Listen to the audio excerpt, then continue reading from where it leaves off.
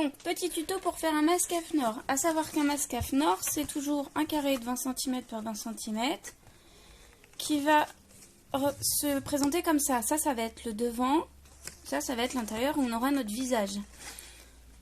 Donc, à savoir que y en a qui ont fait des masques comme ça, 3 plis. Apparemment, c'est toujours bon. On peut les garder. Il y en a qui avaient fait possibilité d'insert ou pas. Enfin, visiblement, c'est bon.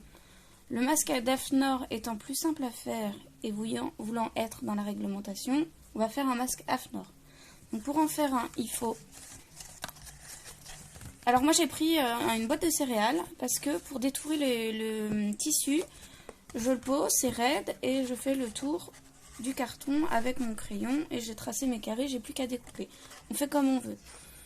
Il nous faut 3 tissus de 20 cm par 20 cm et il nous faut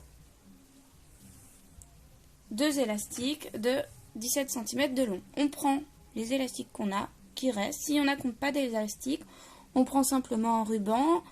On les prend plus grands. Par contre, on met voilà, un bon 40 cm de ruban pour effectivement pouvoir faire un nœud derrière la tête. Là, moi, j'ai prévu pour mettre derrière les oreilles.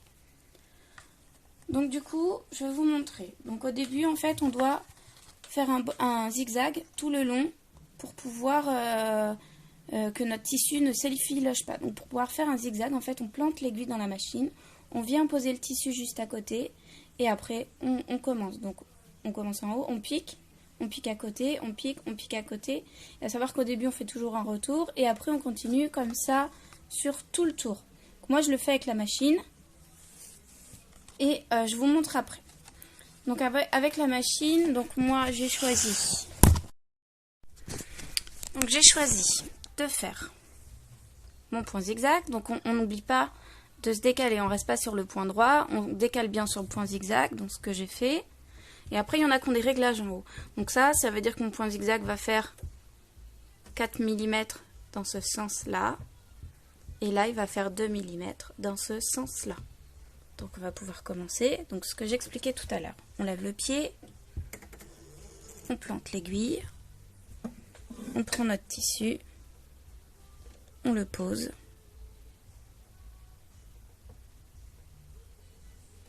Bon, je galère un peu, je suis toute seule, c'est pas évident. On le pose. On rebaisse. Vous faites pas comme moi, vous le pliez pas dessous non plus. Vous le posez à ras, comme ça, là. Pas plus, hein, c'est pas utile. Et après, on commence. Vous voyez, ça pique au bord, là, et dedans. C'est normal, c'est ce qu'il faut faire. On fait un point retour, on fait tout le tour. Je vous montre une petite particularité quand j'y suis rendue. Là voilà, quand on est rendu au coin comme ça, on ne fait pas plein de points aller-retour, on enlève et on recommence. On est rendu au coin, on attend que notre aiguille soit plantée dans le tissu. On lève notre pied. Alors, toujours, on plante l'aiguille, mais pas trop, sinon après on ne peut pas trop bouger. Donc on relève l'aiguille si jamais vous êtes coincé comme moi, ça arrive, c'est pas grave. On tourne pour être bien droit là et on rabaisse. Et on continue. Comme ça pour faire tout le tour. Voilà, bon, c'est pas parfait, mais voilà, c'est pas toujours facile d'être parfaite aussi. Donc je sais pas si vous voyez bien, ça va piquer au bord et dedans. Voilà, donc là, comme ça, le tissu va plus bouger. On a fixé les 3 parties ensemble. Et pour faire la suite, ça va être beaucoup plus simple. Pour faire la suite, je vais vous montrer. Voilà. Donc, en fait, on va devoir... Vous m'excuserez pour la qualité de la vidéo. Donc, on va devoir faire des repères sur notre tissu. Donc, en fait, on va faire des repères à 5 cm ici que vous aurez au préalable tracé. Donc en fait on fait un repère tous les 5 cm. D'accord? Un autre ici. Un autre ici. Pareil de l'autre côté. Pareil de l'autre côté. Donc vous voyez, vous avez vos petites marques. Je ne sais pas si vous voyez, toutes les 5 cm. Donc en fait, il faut que la marque du haut aille rejoindre la marque du bas, du milieu. comme ça. Donc pour fixer, on met des épingles, des pinces spéciales couture. Si on n'a pas des pinces à linge, c'est très bien aussi.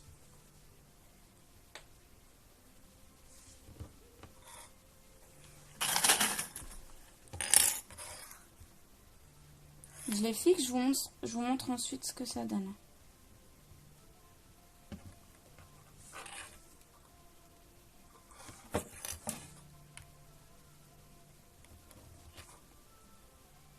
Voilà, donc là ce que j'ai fait en fait, c'est que j'ai fait des marques sur les côtés, ici, au milieu et là. Pareil sur les côtés. Et en fait, il faut que la marque du bas aille rejoindre la marque du milieu. Pareil de l'autre côté. Et pareil en haut, la marque du haut va rejoindre celle du milieu. Et pareil de l'autre côté. Donc en fait, moi ça donne ça, je vous montre. Donc du coup, voilà, ça donne ça. De l'autre côté, ça donne ça. Donc là, on a l'avant de notre masque. Là, on a l'intérieur du masque. Donc là, maintenant, on va devoir... Donc pour l'instant, on laisse les aiguilles comme ça. On s'en occupera après. On va devoir faire un pli en haut sur à peu près 1 cm et 1 cm, 1 cm et demi. Et à savoir que dans ce pli, je vais fixer tout ça au fer à repasser après, je vous montre. Donc oui, pardon, on fixe les plis au fer à repasser, c'est plus simple, ça tient. Et après, comme ça, on a la possibilité d'enlever ces petites épingles qui, au final, vont nous gêner. Ou on met des aiguilles, enfin bref. Moi, je vais les laisser pour vous montrer. Comme ça, pour les débutantes, vous verrez, c'est faisable aussi. Donc là, je vais faire mon pli comme ça que je vais marquer au fer. Et à savoir qu'après, notre élastique, on va venir le passer là. Si jamais vous avez des rubans, on les fixe là aussi. Sauf que les rubans, il va falloir en fixer 4. Moi, celui-là, je vais le fixer là. Et ensuite, je vais le fixer en bas, sans faire vriller mon élastique. Je vous montrerai après. Si jamais vous avez des rubans, c'est 4 rubans. Un là, un en bas. Et de l'autre côté, pareil. Pour qu'on puisse faire un nœud après derrière la tête. Donc là, je vais repasser, je vous montre après. Voilà, une fois repassé, ça donne ça. Bon, finalement, on peut enlever les épingles. Les plis restent très très bien en place. Voilà. Donc une fois repassé, ça donne ça. Donc ça, ce sera le devant du masque. Ça, ce sera le derrière. Je me répète plein de fois, mais au moins comme ça, c'est clair. Voilà. Donc maintenant, là ce qu'on va faire, c'est qu'on va coudre. On va mettre notre élastique dedans. Ici, sur le côté. On va coudre comme ça. Ici. On coud jusqu'au bout, là-bas. Et après, on va glisser notre deuxième élastique. De la même façon, ici. Donc on va coudre là et là. Et on va se retrouver avec un élastique, un en haut, des deux côtés là.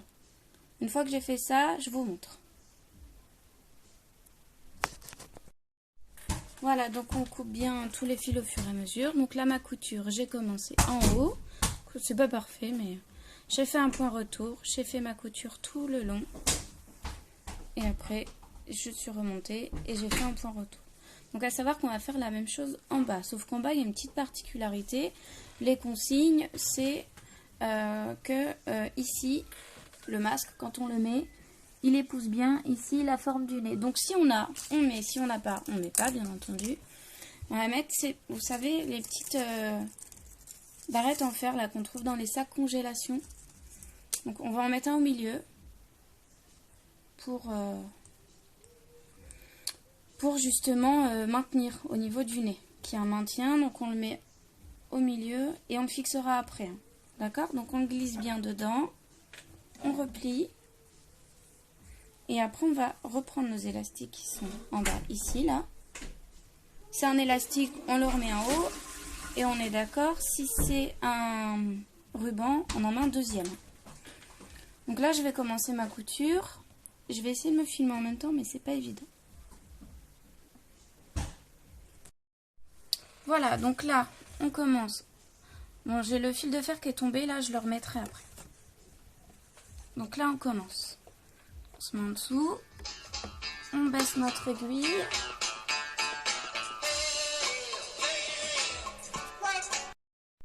Donc je disais, là, je me mets là. On fait bien attention, tout à l'heure je me suis fait avoir, mais quand on fait un point zigzag, après à bien se remettre sur le point droit, hein, ici. Donc là, on fait un point zigzag, un point droit et retour.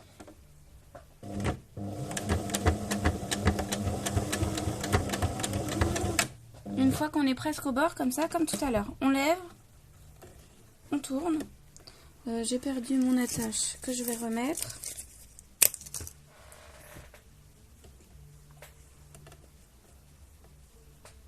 Au milieu, voilà. Donc on tourne.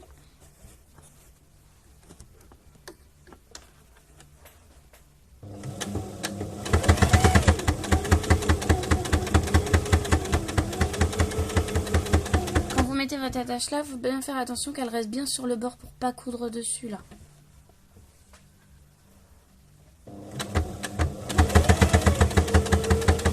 Voilà, et presque arrivé au bord. Je reprends mon élastique, je le fais pas vriller. Si j'ai mis, là par exemple, je l'ai mis dans ce sens-là, enfin voilà. On évite de le faire vriller, on pose bien. Voilà. On le pose bien au bord, histoire qu'il dépasse pas trop. Voilà, pareil, quand on est au coin, on lève, on tourne et on continue. Et là, c'est un point retour.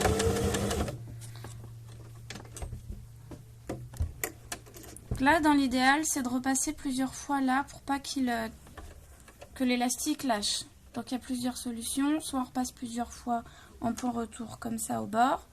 Ou soit on refait notre point de tout à l'heure, le point zigzag. Moi, je vais faire de 4 mm. Et un peu plus serré que tout à l'heure. Et on y va.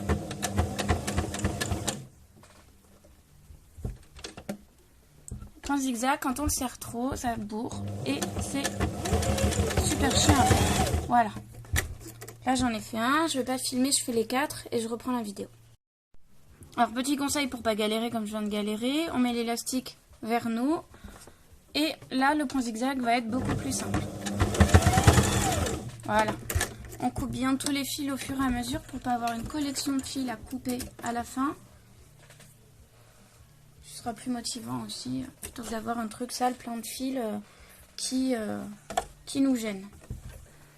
Voilà. Donc du coup, il me reste un côté à faire, c'est celui-là. Et après...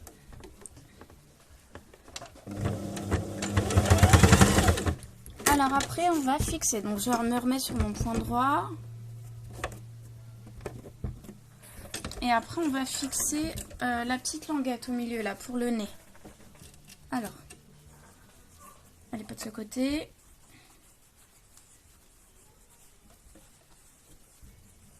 Deux minutes, je la trouve, je reprends.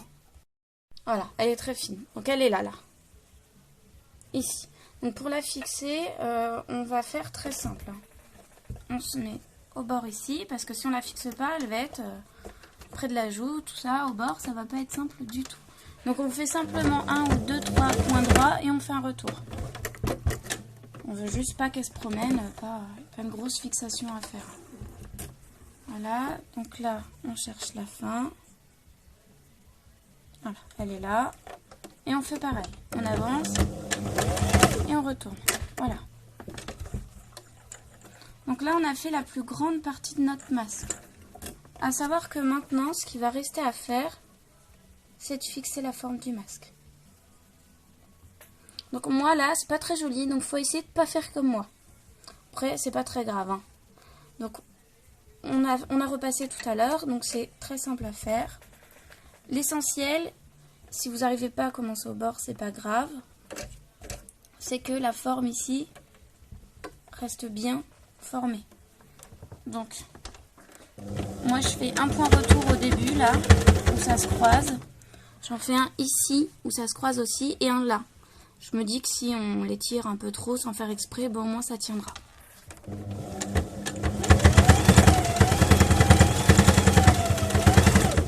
Voilà, pareil de l'autre côté, on coupe toujours ces fils. Désolée pour la main qui passe, mais c'est pas évident.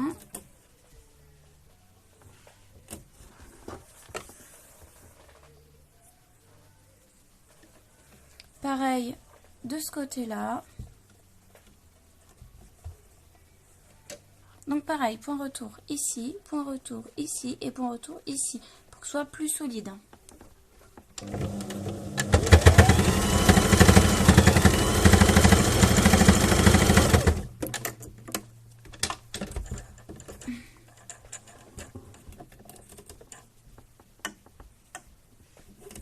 Voilà, donc je terminerai de couper les fils parce que comme vous voyez, quand on les coupe comme ça à côté de la machine, c'est jamais bien nickel.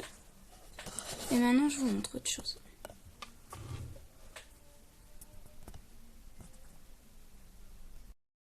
Là.